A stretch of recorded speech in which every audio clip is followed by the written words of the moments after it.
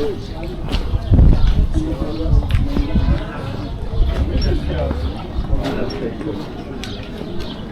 you just guys need to just think about these places like they're shelters actually, just temporarily they lived on the inside of them. And as we mentioned before as well, these people guys were just, carving these ventilation shafts first, to get the fresh air, but at the same time they were using them to get the water as well. And then they were opening up this kind of rooms, then they were making them connected to each other with the tunnels. So we'll be actually guys getting into the underground city from here, that we're actually going to see the stable part first. Actually, whichever underground city you guys you'll go, you'll always be seeing the stables at the entrances, just because maybe to to control the animals easily, or maybe they wanted to use the animals like an alert system, or maybe they were trying to hide the entrances. We don't know the real reason, but they always actually kept the animals in the first rooms at the entrances.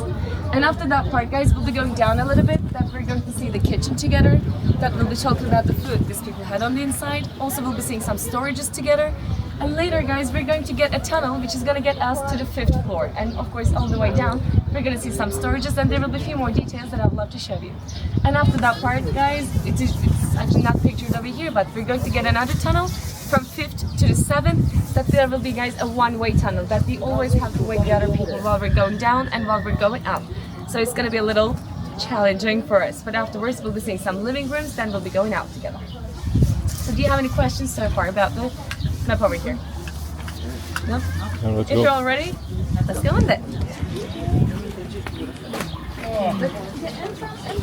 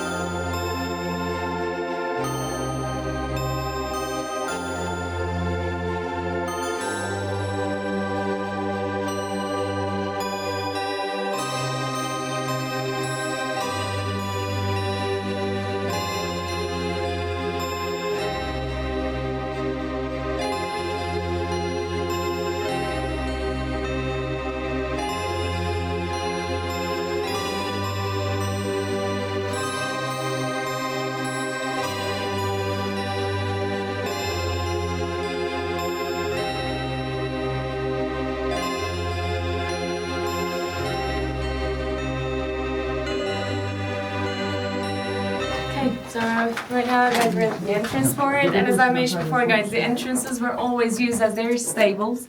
And if you ask me, guys, how do we know that? Please actually take a look around. You'll be guys seeing the feed boxes. I mean, the mangers of the animals, all the food of the animals, all the hays, rice, barleys, food of them were kept in these places. Also, please check it out. You can see little holes around them too sometimes. Yeah. That they were, tying the ropes of the animals. So that's why we can say that this is the stable section. But if you also guys ask me, what kind of animals these people had in here, actually we don't know very well. But probably by looking to the, sizes of the mangers, we can guess something. If they're actually small and if they're close to the ground, we can say that they had some small cattle, more like sheep, goats, and so on. But if they're big and if they're a bit more higher than the ground, like the ones over here, we can say that they had some big animals as well, like cows, maybe mules or horses, and so on. And also, actually, everybody, while we're in here, I just want to talk about the rock formations a little bit more. I mean, the material of the underground city as well. If you actually touch and feel it, you'll see how really soft, kind of dusty these rock formations are. Because this is, guys, volcanic ash, volcanic tufa, kind of like compressed dust, you can imagine. That part actually gets fixed, so this way it's not the material that I'm talking about, but when you touch to the other side, you'll see how really soft they are. So, as I mentioned before, guys, though, this is volcanic ash, volcanic tufa, kind of like compressed dust. But this way, actually, these people, first of all, again, used really simple tools in here to carve these places out. Mm-hmm. And just because they used really simple ones, actually, we're guessing that it took 150 years, probably, for them to carve these places off. But you can also, guys, just ask that question, too. How these people lived in here, safe and sound, because we're talking about such a soft material, and it can collapse any time, too, right?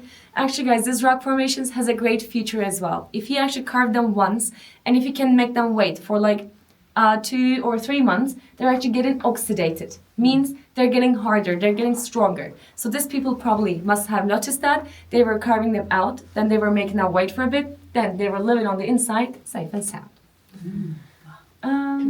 Yeah, any questions so far?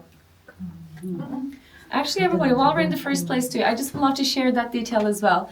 Unfortunately, guys, as tour guides as well, we guys don't know all the details about these underground cities.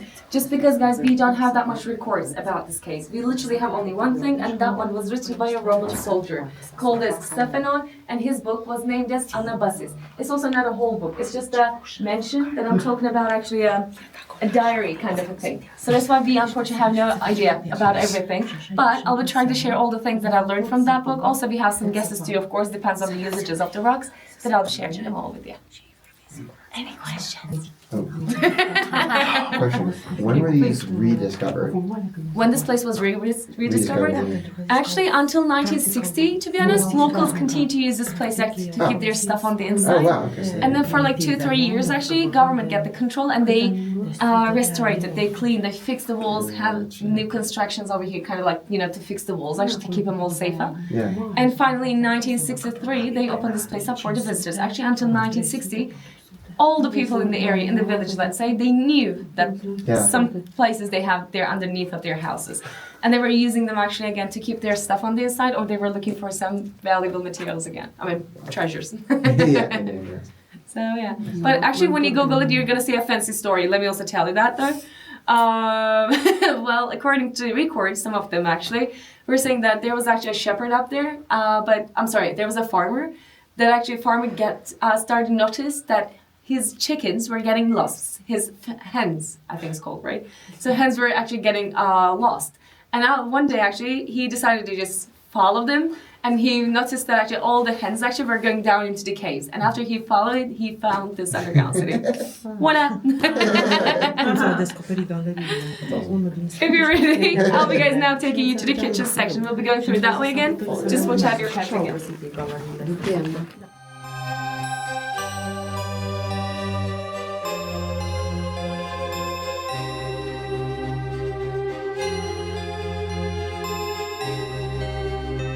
And I would love to guys show you the oven all over here. So this one actually, guys, again, is exactly the same kind of oven that we've seen in Selima Monastery. They were always called as like tandoor or tandir or tanduri. That they guys were having, the fire at the bottom of it. They were, sticking the breads around the corner. And after they baked the breads, they were just serving to the people in here who needs. And if you ask me like where the smoke of that, guys, was going out, just take a look up in here. You can guys see our chimney right in this place. And actually, guys, this is not the only chimney we got in here. We have one more right in this place. Probably to get the smoke out a bit more faster, they needed to have another chimney right in this place. But if you also guys talk about like what kind of products these people have in here for eating, probably, guys, they had more grains, more cereals in this place because grains can be a bit more long-lasting. So that's why we're guessing that they had more grains, more cereals in this place to consume. And if you talk about the system of the kitchen too, guys, probably they were sharing all the chores that they had. Some of them probably were cleaning, some of them maybe were cooking, some of them were taking care of the kids or the elders in this place. And probably the ones, guys, who cooked in here were cooking only at night. Because smoke can be seen by their enemies, and that would cause a big problem. So that's why we're guessing that only in the nighttime they were cooking in here. While we're actually, guys, waiting for our group, I just would love to tell you that detail as well. You might just wonder, like, how these people, were enlightened these places, or how they were keeping themselves warm in here. Because, without this artificial lights, that would be pitch black. I want to, guys, show you that little detail right here. Always, guys, you're going to see this kind of palm size of niches with some black marks around. That thing's actually, guys, were oil lamp niches. These people always use oil lamps in here. And inside of the lamps, they were using linseed oil, the oil, actually to enlighten this place, also to keep themselves warm. I always struggle to say that word. Lanolin? Lanolin. That one. Linseed oil.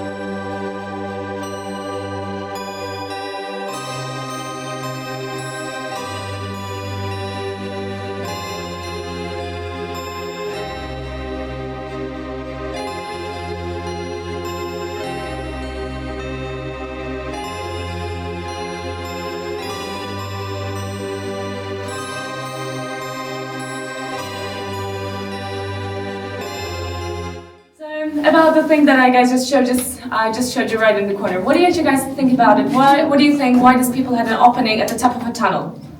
What do you think? What was the purpose of that one? Ventilation. No, Vegetables, to get some sunlight for the vegetables, no? no, not possible. Opens up. Nope. No, think more cruel. Like think more Yes. evil. Oh, trap for the enemies if they were to try to get in? There we go. Remember, guys, we mentioned it again. Christians, were hiding up in here from the Romans. And as far as we know, guys, when the Romans came down over here, probably some Christians were trying to make them go through that narrow tunnels. And while the Romans probably were trying to go through that places, the other Christians who were hiding up around were probably coming up with their knives or spears. And through that place, guys, they were using their spears to say hello to the strangers. You know what I mean? That's actually, guys, as you just said, it's a trap, guys, to ambush the enemies. And the stone right next to it, guys, which was like the, lid of them, cover of it, that no one was getting suspicious probably about that trap in this place. And believe me, this is not the only trap we're gonna see, guys. We're gonna see a few more after. So you better watch out. So also, everybody, while we're in here, I just would love to show you the tunnel over here. This tunnel, actually, guys, is pretty a long one, but it's actually a dead-end tunnel. It's not going anywhere. But about it, actually, just because we don't know, we don't know everything, but we're guys guessing that this tunnel over here might be the one was getting us to the other floors. Rumor has it, there were actually 3-4 more floors in this place. And this tunnel over here probably was the one was getting us down there. But probably just because of the safety reason, actually, by their researchers, by the actually people in charge in here, that part is closed. And another rumor has it though, this tunnel over here, guys, might be actually connection with the other underground city in here as well, which is like literally 5-6 kilometers away from here.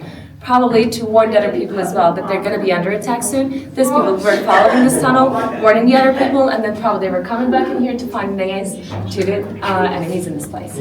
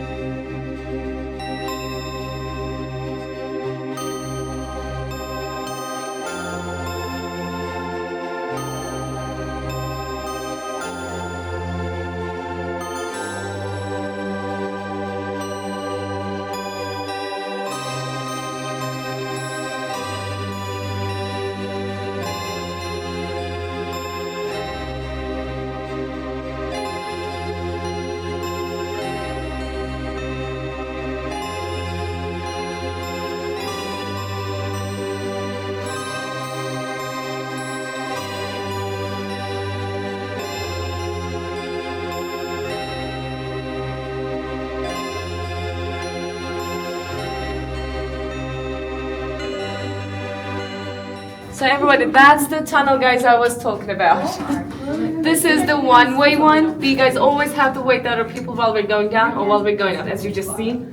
So we're gonna go down to the 7th floor, and while we're guys going down to the 7th, you're going to see 2 more stone doors on your right side that are kind of hidden. So don't forget to take a look, and please watch out your heads again. Okay? We're going down.